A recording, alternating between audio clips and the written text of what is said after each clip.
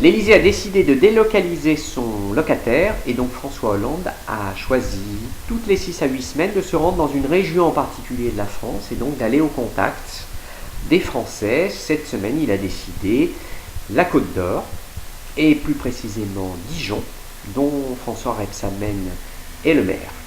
Donc il a décidé de donner du temps au temps et non pas de faire un trajet éclair comme son prédécesseur qui en quelques heures traversait toute la France. François Hollande, et la critique, j'allais dire, c'est un mal français, elle est systématique, veut rester connecté aux Français. Il n'y serait pas allé, vous auriez entendu certains vous dire, il ne s'intéresse pas à la vie des Français, il n'y a que l'international, il ne s'intéresse qu'à sa cote de popularité, j'allais dire voir sa cote d'impopularité, il y va, et bien les mêmes vous disent, il faut qu'il arrête de nous raconter des bobards, et c'est un déplacement pour rien. Je dirais que l'exercice est périlleux, François Hollande le sait, il doit éviter déjà 2 écueils. Le premier, éviter les fausses promesses. Nicolas Sarkozy nous a habitués à ce genre d'exercice quand il se rendait donc en province. Il était tenté par l'effet d'annonce d'une future réforme, d'une nouvelle idée, d'un nouveau projet, mais qui n'était pas forcément discuté en amont avec ses collaborateurs, donc ce qui crée de la confusion dans l'opinion. Et une fois rentré à Paris, eh bien, le gouvernement a été obligé de rectifier le tir, parfois d'annuler la dite promesse qui avait été faite en province, et tout simplement, eh bien, la promesse en question faisait pchit.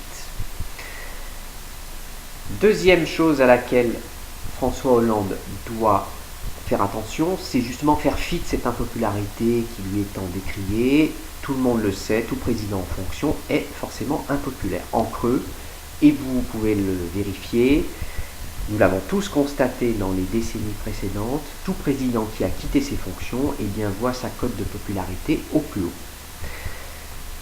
Ce que doit faire François Hollande pendant ces 2 jours, c'est de la pédagogie et encore de la pédagogie. Donc expliquer, réexpliquer les réformes en cours et non pas des réformes à venir. Il doit déjà donner un sens à l'action qu'il mène avec Jean-Marc Ayrault, donner de la cohérence, dire là où on va, surtout. Les Français ont compris les enjeux. Les Français, ils veulent une ligne directrice. Et ils sont prêts à faire les efforts qui s'imposent. François Hollande doit à nouveau nous parler d'Europe. La réduction de la dette, c'est un impératif, c'est une exigence de l'Europe, exigence qui est faite à tous les pays États membres et qui permet tout simplement à la France de garder sa crédibilité, son indépendance et sa souveraineté dans le monde. Donc c'est une chose importante. Donc revaloriser les exigences européennes. François Hollande doit aussi expliquer sa réforme principale, et elle n'est pas forcément une réforme, j'allais dire que tout le monde peut s'accorder à dire qu'elle est bonne, elle est critiquable. Cette réforme, c'est un choix qu'il a fait, il veut allier à la fois la réduction de la dette, mais aussi le soutien à la croissance pour un maintien de l'investissement. Donc ça, il doit l'expliquer, et les Français sont en mesure, je pense, de le comprendre, et surtout de l'analyser. François Hollande, dans un dernier temps, pendant ces 2 jours, doit montrer qu'il est un président humble et raisonnable. Pas de fausses promesses, pas de lendemain sans illusion. Dire la vérité, ça c'est une chose très importante. Montrer la réalité en face et montrer cette réalité aux Français. Dire également à nos compatriotes que ce sera long.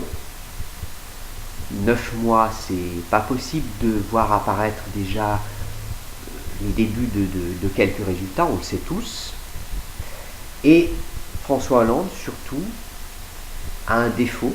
Moi, je le dirais que c'est quelque chose qui peut lui porter préjudice dans les scrutins qui arrivent.